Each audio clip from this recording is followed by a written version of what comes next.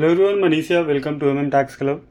Financial year 24-25 के लिए ITR filing अभी स्टार्ट हो गया है। इनकम टैक्स डिपार्टमेंट ने 31 मई को जो आईटीआर यूटिलिटी है फॉर आईटीआर 1 एंड 4 इनेबल कर दिया है ऑन ई फाइलिंग पोर्टल। इस वीडियो में हम देखेंगे आप आईटीआर 4 कैसे फाइल करेंगे। तो क्योंकि अभी एक्सेल यूटिलिटी रिलीज़ किया है डिपार्टमेंट ने, तो आप अभी यूटिलिटी के थ्रू कैसे हम फाइल करेंगे आईटीआर 4, ये इस वीडियो में देखेंगे। आफ्टर लॉगिन ई फाइल के अंदर अब जब आप फाइल करने जाएंगे तो आपको एक्सेल यूटिलिटी डाउनलोड करने का ऑप्शन दिखाता है, तो वहाँ से आप जा सकते हैं, या फिर आप इनकम टैक्स पोर्टल पे डाउनलोड सेक्शन से भी ये ITR utility excel utility download कर सकते हैं। हमने यहाँ पे ये एक्सेल यूटिलिटी डाउनलोड कर लिया है।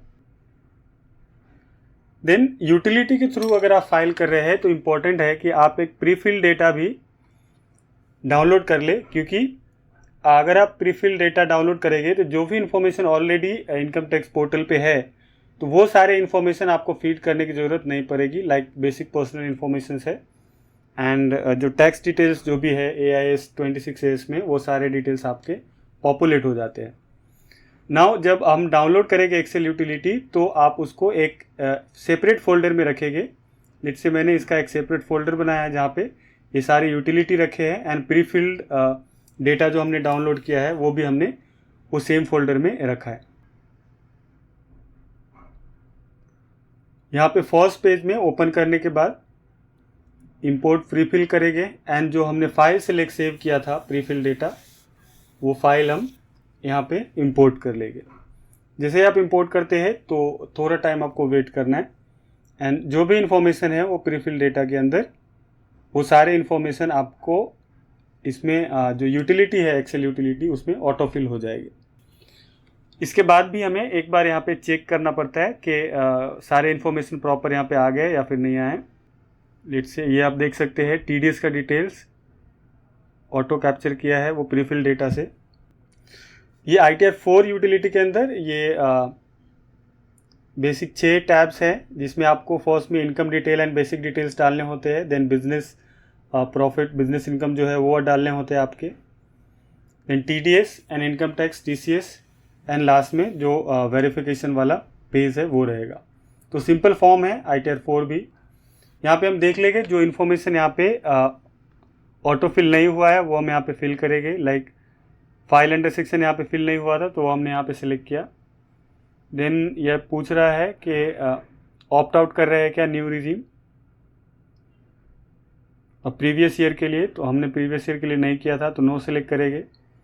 देन ये करेंट ईयर के लिए भी पूछेगा कि करेंट ईयर में if you wish to switch from new regime to old regime, तो ये भी हम नो करेंगे सिलेक्ट।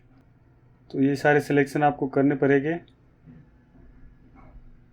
देन नीचे आपको सिलेक्ट करना है कि 7 प्रोविजो के लिए आप आईटीआर फाइल कर रहे हैं, येस नो हमें सिलेक्ट करना है। तो हम 7 प्रोविजो सेक्शन 139 के अंदर नहीं कर रहे हैं। उसमें होता है कि आपका इनकम के बेसिस पे नहीं, बट कुछ स्पेसिफिक ट्रांजैक्शन आप एक लिमिट के बाद करते हैं, तो ये आपको येस करना होता है, जो कि यहाँ पे डिस्क्राइब हुआ है कौन कौन से केसेस में आप वो 7 प्रोविजो के अंदर रिटर्न फाइल करेंगे। हमारे केस में ये नहीं है तो हम नो सेलेक्ट करेंगे एंड देन प्रोसीड करेंगे।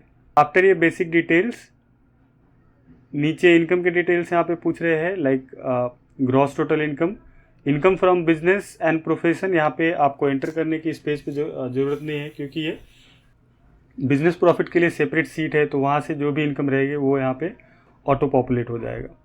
उसके बाद सैलरी इनकम अगर आपका है तो यहाँ पे आप सैलरी इनकम ऐड करेंगे। क्योंकि ये आईटीआर 4 है तो फर्स्ट में यहाँ पे बिजनेस इनकम दिखा रहा है। देन उसके बाद सैलरी इनकम डालने का ऑप्शन आता है। देन आप हाउस प्रॉपर्टी इनकम डाल सकते हैं, अदर सोर्स इनकम आप डाल सकते हैं। तो ये सारे डिटेल्स आप यहाँ पे फर्स्ट पेज में ही बाकी इनकम सोर्स के डिटेल्स डाल सकते हैं। बिजनेस प्रॉफिट के लिए सेपरेट यहाँ पे सीट है जिसमें आपको बिजनेस प्रॉफिट ऐड करना पड़ेगा और वहाँ से फिगर यहाँ पे फर्स्ट पेज में ऑटो पॉपुलेट हो जाएगा। अदर सोर्स इनकम आपका है लेट्स से बैंक इंटरेस्ट, तो वो आपको यहाँ पे सिलेक्ट करना है ड्रॉप डाउन बॉक्स से कि अदर इनकम में नेचर ऑफ इनकम क्या है। हमारा इंटरेस्ट ऑन सेविंग बैंक था तो वो हमने वहाँ पे डाल दिया। उसके बाद डिडक्शंस यहाँ पे आ जाते हैं यूटिलिटी के अंदर, बट मोस्टली डिडक्शन अलाउेबल नहीं है न्यू रिजिम के अंदर, तो उसको हम एज इट इज छोड़ देंगे। देन यहाँ पे आपको टोटल इनकम दिखाएगा। ये है हमारा बिजनेस प्रॉफिट का सीट, जिसमें हमें डिटेल्स डालने हैं प्रिजम्पटिव टैक्सेशन के।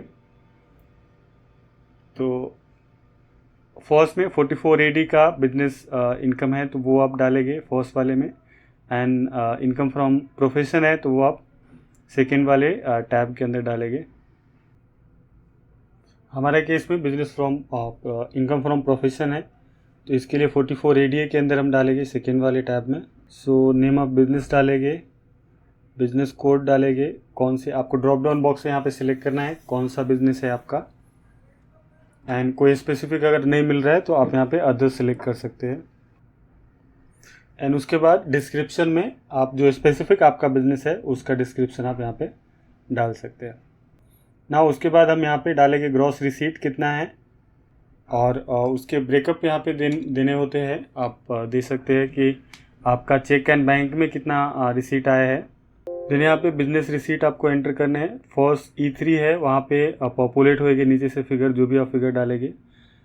3 तरह के ब्रेकअप आप डालना पड़ेगा आपको रिसीट के लिए, कि कौन सा पेमेंट आपको बैंक में आए हैं एंड कौन सा रिसीट आपके कैश में है, and other than cash and bank कितने पेमेंट्स आपके आए हैं। तो ये 3 ब्रेकअप देने होते हैं। आपके पास अवेलेबल नहीं है तो आप कैश में डाल सकते हैं। हमारे पास 24,000 का बैंक में था एंड बाकी हमने कैश में डाल दिया। यहाँ पे जो बिजनेस प्रॉफिट है वो प्रिजम्पटिव टैक्सेशन में 50% से कम आप नहीं दिखा सकते हैं इसके अंदर, तो 50% और मोर आपको यहाँ पे प्रॉफिट दिखाने पड़ेगा। ये दिखाने के बाद आप नीचे जाएंगे, नीचे आपको बैलेंस शीट इन्फॉर्मेशन डालने होते हैं। एंड एवरी पेज में आप जब फिल आउट करेंगे तो उसके बाद वैलिडेट करना ज़रूरी है। हमने बैलेंस शीट इन्फॉर्मेशन नहीं डाला था तो वहाँ पे वैलिडेशन में एरर आ रहा था हमारे को। सो ये बैलेंस शीट इन्फॉर्मेशन आपको डालने हैं। बैंक में बैलेंस है वो हम डाल देंगे, एंड जो भी आपके डिटेल्स है वो यहाँ पे डाल सकते हैं। और आपका पहले का कोई डिटेल्स नहीं है और कोई रेडी इन्फॉर्मेशन नहीं है तो बाकी ये कैश बैंक डिटेल डाल के एंड एडवांसेस वगैरह कुछ है तो देन जो टोटल आएगा वो टोटल आप पार्टनर्स कैपिटल के अंदर डाल सकते हैं, तो आपका बैलेंस शीट है वो टैली हो जाएगा ना। अभी हमने वैलिडेट किया तो BP इज़ ओके दिखा है। इन फर्स्ट वाला सीट भी हम एक बार वैलिडेट कर लेंगे कि यहाँ पे कुछ एरर तो नहीं है। सो एक एरर आ रहा है यहाँ पे, जो name of business premise building village लिखा है वो 50 कैरेक्टर से ज़्यादा का नहीं होना चाहिए, तो वो टेक्स्ट हमारे को यहाँ से कम करना पड़ेगा। जहाँ पे मोर देन 50 कैरेक्टर के एड्रेस लिखे है उसको हम चेंज करके दूसरे टैब में डाल देंगे। नाउ हमारा सीट फर्स्ट वाला सीट ओके है एंड सेकेंड सीट भी ओके है। TDS वाले में ये ऑटो कैप्चर किया था फिगर, तो इसमें कुछ चेंज करने की ज़रूरत नहीं है, जस्ट वैलिडेट करेंगे एंड नेक्स्ट करेंगे। Advance tax and self assessment tax अगर आपने कुछ पेमेंट किया तो यहाँ पे डिटेल्स आएगी, हमारे केस में नहीं है तो जस्ट वैलिडेट करके नेक्स्ट करेंगे। देन TCS की डिटेल्स आपको यहाँ पे डालने होते हैं एंड उसके बाद last verification tax paid and verification का डिटेल्स यहाँ पे होता है कि आपका नेट टैक्स कितना बन रहा है या फिर रिफंड आ रहा है, उसके डिटेल्स आपको ये लास्ट सीट में शो करेंगे। देन बैंक डिटेल्स आपका यहाँ रहेगा। ये इंपॉर्टेंट है चेक करना इन केस ऑफ रिफंड कि आप रिफंड के लिए आपका बैंक कोई सिलेक्टेड है कि नहीं, कोई एक बैंक रिफंड के लिए सिलेक्ट होना चाहिए।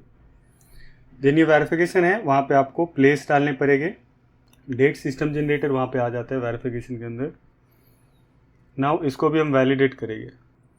वैलिडेट करने के बाद आपको टैक्स कंप्यूट करना होता है, क्योंकि टैक्स कंप्यूट करने के बाद ही आप JSON फाइल जनरेट कर सकते हैं।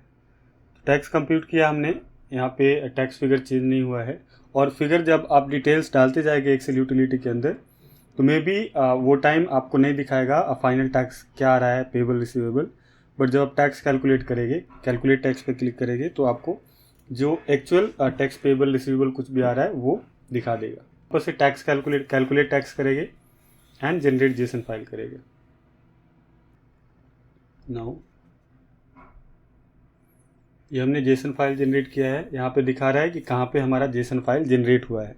जनरली जहाँ पे आप यूटिलिटी जिस फोल्डर में सेव करके रखते हैं वहीं पे JSON फाइल भी जनरेट होता है। JSON फाइल जनरेट करने के बाद हम इनकम टैक्स पोर्टल पे आएंगे, ई फाइलिंग पोर्टल पे एंड लॉगिन करेंगे। देन जैसे आप लॉगिन करेंगे तो आपको ये पेज दिख जाएगा फाइलिंग का, ITR का। असेसमेंट ईयर सेलेक्ट करेंगे, इनकम टैक्स रिटर्न सर्च करेंगे, हमारा ऑडिट नहीं है, एंड देन ये फाइल अटैच करने का ऑप्शन यहाँ पे आएगा। उसके बाद जहाँ पे आपका जेसन फाइल सेव हुआ है वो फोल्डर सेलेक्ट करके जेसन फाइल यहाँ पे अपलोड करेंगे। अगर आपके जेसन फाइल में कोई एरर रहेगा तो एरर यहाँ पे दिखा देगा।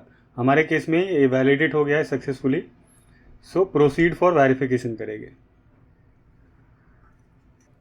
नाउ आप इंस्टेंटली वेरीफाई कर सकते हैं या अभी सबमिट करके बाद में भी इसको वेरीफाई कर सकते हैं। रिकमेंडेड होता है अगर OTP आप अभी ले सकते हैं तो एक साथ इंस्टा वेरिफिकेशन कर ले। मैं इंस्टा वेरिफिकेशन कर रहा हूँ, सो हमारा वेरिफिकेशन एंड फाइलिंग दोनों साथ में हो जाएगा। जो आधार OTP है उसके थ्रू हम वैलिडेट करेंगे, वेरीफाई करेंगे रिटर्न। ये हमने OTP सेंड किया है एंड यहाँ पे हम OTP डालेंगे।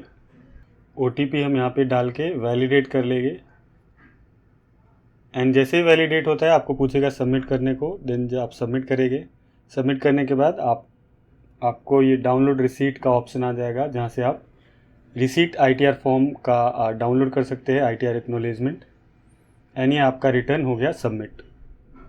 तो ये था complete process for filing ITR 4 for the financial year 24-25, assessment year 25-26। I hope video आपके लिए हेल्पफुल रहेगा। अगर कुछ क्वेश्चंस हैं तो आप कमेंट में हमें बता सकते हैं क्या एरर है, या फिर आप हमें कांटेक्ट भी कर सकते हैं इन केस अगर आप खुद से फाइलिंग नहीं कर रहे हैं वो केसेस में। So thanks for watching. Please share this video with your friends and family.